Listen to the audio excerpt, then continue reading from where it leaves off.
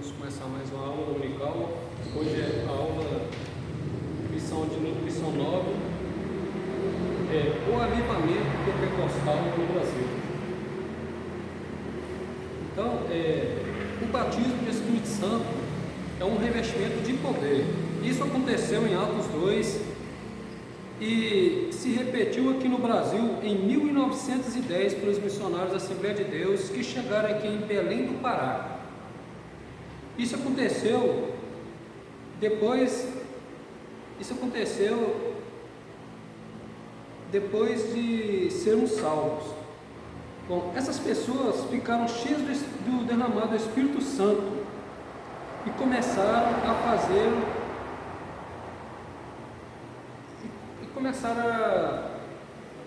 a cheio do Espírito Santo, começaram a batizar com o Espírito Santo, começaram a fazer prodígios, curas, milagres. Então, nesse tempo, quando eles vieram aqui no Brasil, eles tiveram também perseguição, porque muitos não aceitavam essa nova doutrina do batismo do Espírito Santo. Então eles começaram a ser perseguidos.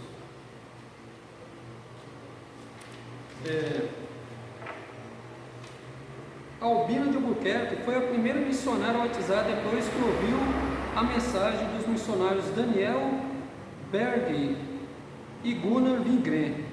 Eles eram suecos que vieram para Belém do Pará anunciar a Jesus Cristo.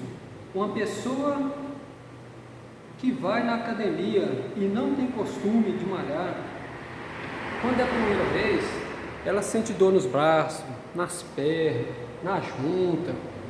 Depois que acostuma, rapaz, isso para eles é moleza, é rotina. Aí quase não sente nada, quase não liga mais com aquilo. Assim também foram os missionários. Quando vieram aqui para o Brasil, eles tiveram perseguição. Ninguém queria aceitar essa nova doutrina, o batismo do Espírito Santo. Não queria aceitar. Então começaram a perseguição. Foram perseguidos. Mas isso serviu para quê? Para que aumentasse mais a força deles, para que o Espírito Santo revestisse mais eles. E eles ficaram com mais fé e começaram a fazer dons. Isso também, isso acontece com muitos, né? Isso também aconteceu com Pedro, quando foi revestido do Espírito Santo.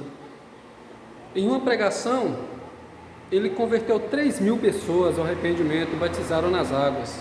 Em outra pregação, converteu 5.000 pessoas ao arrependimento e foram batizadas nas águas. Isso foi depois de tanta perseguição, mas perseverou e teve fé. Então, é a mesma coisa de eu batizar, eu chego aqui e batizo nas águas, aí eu visto a camisa, falo, eu vou pregar Jesus, agora eu estou salvo, vou pregar Jesus. Eu tenho fé, tenho perseverança, não vou importar com as perseguições, né? Aí de repente Jesus vai e me batiza com o Espírito Santo, aí eu visto a capa, vamos supor que eu visto o paletó, quer dizer que eu fiquei mais forte, eu tenho mais autoridade, porque o Espírito Santo está aí dentro de mim, ele me preencheu mais ainda, então aí eu tenho mais força. Aí eu já posso fazer prodígios, sinais, milagres, através de Jesus Cristo. É Ele que faz, é Ele que vai fazer. Devemos crescer Ele, é Ele que vai mostrar tudo, através de sinais. Então, irmãos, agora que eu expliquei a lição que eu vou estar relatando agora, vamos ler o livro.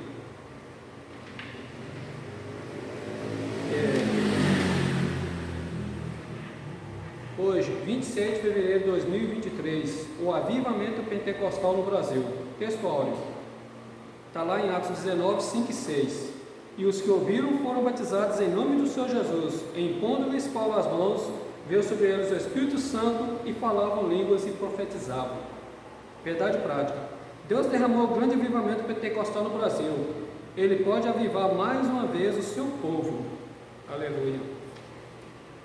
Leitura bíblica em classe. Está lá em Atos 19, versículos de 1 a 7. E vai dizer assim no versículo 1: Excedeu que, enquanto Apolo estava em Corinto, Paulo, tendo passado por todas as regiões superiores, chegou a Éfeso e, achando ali alguns discípulos, disse-lhes: Recebestes vós já o Espírito Santo quando crestes? E eles disseram: Nós nem ainda ouvimos que haja Espírito Santo. Perguntou-lhes, então: Em que sois batizados então? E eles disseram: No batismo de João. No versículo 4: Mas Paulo disse: Certamente João batizou com o batismo do arrependimento, dizendo ao povo que cresce no que após ele havia de vir, isto é, em Jesus Cristo. E os que ouviram foram batizados em nome do Senhor Jesus. Então eles falavam as mãos, veio sobre eles o Espírito Santo, e falavam línguas e profetizavam. Esses eram ao todo os 12 varões. A chegada do movimento pentecostal ao Brasil mudou a realidade espiritual deste país de forma inquestionável e irreversível em termos de liturgia, proclamação do Evangelho, manifestação do poder de Deus com sinais, prodígios e maravilhas, vindo dos Estados Unidos. Os missionários Daniel Berg e Gunnar Wingren chegaram em terras brasileiras em 1910. Por instrumentalidade desses servos, Deus iniciou o maior avivamento espiritual em terras brasileiras. O avivamento pentecostal no Brasil é o que estudaremos nesta lição. O movimento de Atos se repete no Brasil. Pentecostes, entre os salvos. Em Atos 19, versículo 2, uma pergunta do apóstolo Paulo para os discípulos em Éfeso: Recebestes vós já o Espírito Santo quando creste? Essa pergunta também pode ser feita assim: Tendo crido, recebeste o Espírito Santo? E também, recebeste já o Espírito Santo depois que crestes? As modalidades da mesma pergunta revelam um fato de acordo com o contexto do trecho de Atos 19, 1 a 7. Os discípulos de Éfeso foram batizados em nome do Senhor Jesus, isto é, já tinham a fé salvífica. Em seguida, receberam o batismo no Espírito Santo por imposição de mãos. 2. A plenitude do Espírito Santo. Como vimos em lição anterior, há duas experiências distintas no livro de Atos dos Apóstolos. Primeiro, a experiência da salvação. 2. O batismo no Espírito Santo em Atos 19. Vemos essas duas experiências de maneira muito clara. Primeiro, os discípulos foram batizados em águas e depois receberam o Espírito Santo com a imposição de mãos. Esse recebimento teve evidências físicas de línguas e profecias. Atos 19, 3. A experiência do batismo no Espírito Santo é tão distinta da salvação que aquele poder pode ser identificado fisicamente por meio de línguas como confirmação do dom de Deus. Foi o que aconteceu com os discípulos em Éfeso. 3. Chamados por Deus. Algo semelhante aconteceu aqui no Brasil por intermédio de Daniel Berg e Gunnar Wingren. Pela direção de Deus, os dois missionários suecos chegaram ao Brasil em 19 de novembro de 1910. No início do século XX, predominava a existência das igrejas históricas ou tradicionais. Consequentemente, havia muitos cristãos que experimentaram a salvação em Cristo, mas nunca haviam experimentado o batismo do Espírito Santo, tal qual os primeiros crentes em Atos. Deus usou Daniel Berg e Gunnar Wingren para mostrar a esses cristãos que eles não podiam mais ignorar a pessoa bendita do Espírito Santo. As experiências gloriosas de Atos dos Apóstolos passaram a se repetir em terras brasileiras. Era possível ser um cristão com mais fervor espiritual. Segundo, o nascimento de um novo movimento. 1. A pregação do avivamento pentecostal. A pregação dos missionários chamou a atenção das igrejas tradicionais, causando incômodo e preocupação. Eles não foram bem aceitos pelos pastores das igrejas históricas. A irmã Celina de Albuquerque, membro de uma igreja tradicional, aceitou a mensagem do batismo no Espírito Santo e tomou a decisão de ficar em casa. orando a Deus para que ele confirmasse se aquela doutrina estava correta. Assim, a irmã Celina Buquerque recebeu o dom de Deus e, por isso, é considerada a primeira brasileira batizada no Espírito em nosso país. Outros irmãos se juntaram a ela e foram batizados no Espírito Santo. Infelizmente, a direção da igreja da qual esses irmãos faziam parte não concordou com aquele avivamento espiritual e promoveu uma reunião para confirmar quem estaria de acordo com a mensagem dos missionários. Nessa reunião, 9 irmãos se levantaram e foram convidados a deixar a igreja. Assim, inicia uma história de perseguição que marcaria o movimento pentecostal no Brasil. 2. Crescimento e perseguição. As perseguições contra os pentecostais eram grandes, conforme Jesus disse, Mateus 5, 10. Elas se davam na esfera litúrgica, entre outras. Por exemplo, nos primeiros batismos, no Pará, alguns inimigos da obra tentaram impedir o ato batismal. Há registro de que um deles até sacou um punhal para investir contra o missionário Gunnar Wingren. Foi a irmã Celina que impediu o crime, jogando-se na frente do meliante. Outros registros mostram que, em Mosqueiros, no interior do estado, uma casa de pregação foi cercada e apedrejada. Os crentes tiveram de sair para se proteger. Histórias como essas são abundantes no desdobramento do movimento pentecostal no Brasil. Entretanto, o Senhor deu muitos livramentos ao seu povo. Salmos 34, 7. 3. Curas divinas. Se houver perseguições e dificuldades no início da obra, também houve intervenções gloriosas de Deus na vida do seu povo. No Diário de um Pioneiro, obra escrita pelo missionário Gunnar Wingren, veja o seguinte relato: uma irmã foi curada de uma enfermidade incurável no lábio. Um homem paralítico que estava moribundo e não podia mais falar, foi curado e veio depois para nossos cultos. Uma criança que estava moribunda com febre foi curada. Um homem de idade que sofreu com hérnia por 9 anos foi curado. Um outro homem que havia estado enfermo muitos meses com febre e tinha todo o seu corpo inchado, foi tanto curado como batizado com o Espírito Santo. Ele também recebeu o dom de profecia. Um homem que viu seu filho morrer, tomou-o imediatamente nos braços e começou a invocar o nome do Senhor. Imediatamente, a criança voltou à vida. A esposa, quando viu o que aconteceu, se entregou ao Senhor. Esses são alguns de muitos sinais poderosos que marcaram o movimento pentecostal no Brasil. Eram sinais de Deus confirmando a pregação dos nossos pioneiros. Marcos 16, 20. 3. A expansão do movimento pentecostal. 1. Modelo centrífugo, que quer dizer que primeiro a pessoa muda de dentro para fora. Centrífugo quer dizer dentro, aí sai para fora. Então a pessoa muda de dentro para fora.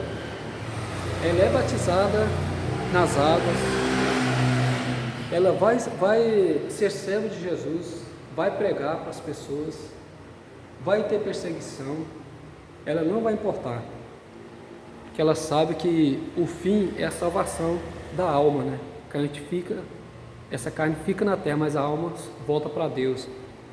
Então, Jesus vai batizar ele com o Espírito Santo, quer dizer que eu já adquiri uma capa, já adquiri uma proteção maior. Aí ele vai ter mais revestimento ainda, o Espírito Santo falando através dele. Deus fala através dele, pelas palavras. Então, voltando aqui. Então, o avivamento espiritual fez com que a nossa igreja no Brasil buscasse um modelo de crescimento centrífugo, ou seja, de dentro para fora. Começaram cultos numa casa, num pequeno salão, num bairro, na cidade. Os pentecostais evangelizavam pelas ruas, casas, escolas, hospitais. Mais adiante, os irmãos buscavam um local mais amplo para atender à expansão da obra, e o Senhor salvava, curava, batizava no Espírito Santo. O avivamento pentecostal foi crescendo de maneira nunca vista em nosso país. Estava acontecendo o que Jesus prometeu: mas recebereis a virtude do Espírito Santo, que há de vir sobre vós, e ser-me-eis testemunhas, tanto em Jerusalém como em toda a Judeia e Samaria, até os confins da terra. Atos 1, 8. 2. Um crescimento acentuado. Os pentecostais no Brasil não crescem porque buscam pessoas em outras igrejas, mas crescem porque as evangelizam e as discipulam por meio do Evangelho de Cristo. Segundo dados do IBGE, em 2010, os evangélicos eram constituídos por aproximadamente 42 milhões de pessoas. Desse número, a esmagadora maioria é da tradição pentecostal. Certamente, a próxima pesquisa do IBGE confirmará a tendência de alta. Tudo isso foi fruto do poderoso avivamento pentecostal que Deus enviou para a nossa nação. Glória a Deus, aleluia. Conclusão. Antes do avivamento pentecostal em solo brasileiro, o que dominava o cenário religioso era o sistema de doutrina das igrejas históricas que não admitia o batismo no Espírito Santo, com sinal evidente de falar em novas línguas, bem como o exercício dos dons espirituais. Essas manifestações espirituais, fundadas na palavra de Deus, são marcadas do verdadeiro avivamento pentecostal no Brasil. Revisando o conteúdo. 1. Que fato é revelado de acordo com o contexto de Atos 19, 1 a 7? Bom, a resposta: os discípulos de Éfeso foram batizados em nome do Senhor Jesus, isto é, já tinham a fé salvífica. Em seguida, receberam o batismo no Espírito por imposição de mãos. A pergunta 2: o que se repetiu em terras brasileiras? Aí a resposta: as experiências gloriosas de Atos dos Apóstolos passariam a se repetir em terras brasileiras. 3. A pergunta: com que a pregação dos missionários chamou a atenção? Resposta precisa: a pregação dos missionários chamou a atenção das igrejas tradicionais, causou incômodo e preocupação. Eles não foram bem aceitos pelos pastores das igrejas históricas. A pergunta 4. Cite um caso de cura divina descrito no diário de um pioneiro. A resposta precisa: um homem que viu o seu filho morrer, tomou-o imediatamente nos braços e começou a invocar o nome do Senhor. Imediatamente a criança voltou à vida. A pergunta 5. Que modelo de crescimento esteve presente em nossa igreja no Brasil? A resposta precisa: o avivamento espiritual fez com que a nossa igreja no Brasil buscasse um modelo de crescimento centrífugo, ou seja, de dentro para fora. Então aqui terminamos mais uma aula, uma escola dominical. Agradeço a todos que puderam aproveitar esse pouco tempinho de vocês para estar ouvindo esta mensagem. Se gostaram, deixa o seu like aí. E Deus que venha abençoar a cada um de vocês em seus lares, que não venha faltar nada em seus celeiros, que esteja abençoando grandemente. Deus que abençoe.